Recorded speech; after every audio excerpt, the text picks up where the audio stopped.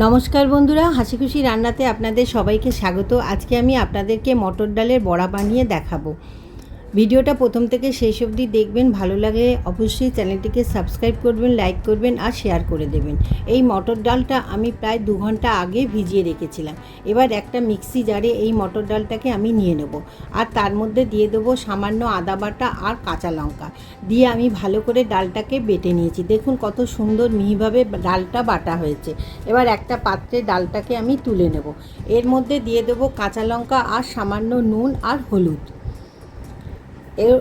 আর দেব কালো জিরে দিয়ে এবার ভালো করে ডালটাকে ফাটিয়ে নিতে হবে।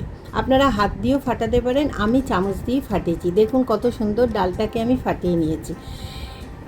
এবার কড়াতে দিয়ে দেবো সাদা তেল। সাদা তেলটা দেখুন কত সুন্দর গরম হয়ে গেছে। এবার একটা একটা করে বড়া এই তেলের মধ্যে ছেড়ে দেবো। এই বড়া আপনারা ভাতের সঙ্গেও ডাল দিয়ে খেতে পারেন বা তরকারি করেও খেতে পারেন। আবার অনেক সময় তেঁতুলের টক দিয়েও এই বড়া খাওয়া যায়। দেখুন আমার এপিট ওপিট বড়াগুলো ভাজা হয়ে গেছে। এবার একটা একটা করে বড়া আমি তুলে নেব।